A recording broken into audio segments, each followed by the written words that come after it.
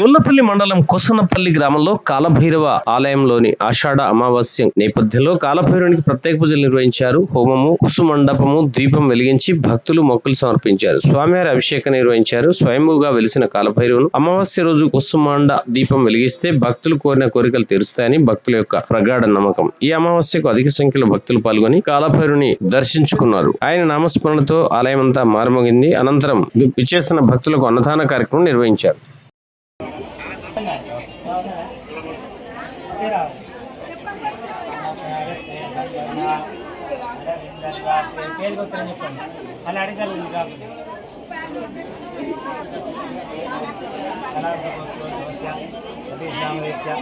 మా నామదేశ సహకుటుంబ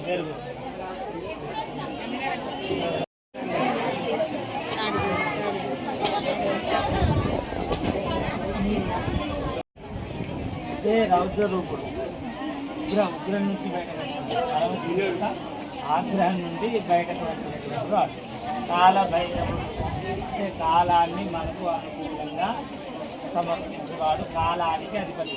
అమ్మవారు కాళికాదేవి, స్వామి కాలభైరవుడు.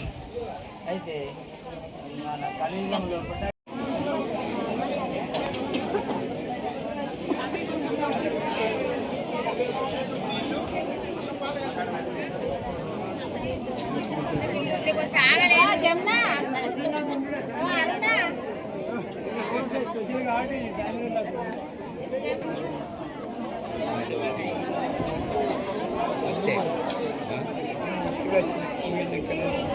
అంటే ఇక సీరియల్ రాలే ఎప్పుడు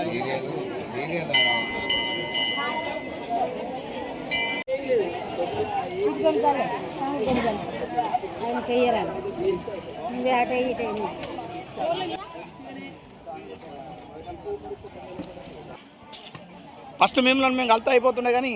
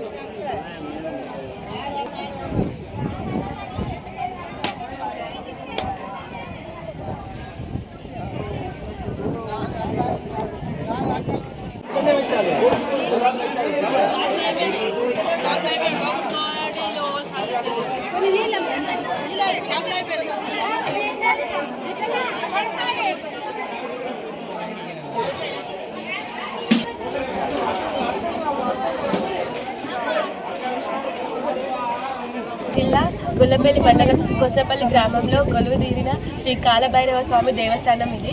ఇక్కడ ప్రతి అమావాస్య రోజు చాలా ఘనంగా పూజలు జరుగుతాయి, స్వామివారికి అభిషేకాలు జరుగుతాయి, హోమాలు జరుగుతాయి, అన్నదాన కార్యక్రమాలు కూడా జరుగుతాయి. ఇక్కడికి వివిధ జిల్లాల నుంచి అధిక సంఖ్యలో భక్తులు వచ్చి దర్శనం చేసుకొని వెళ్తారు.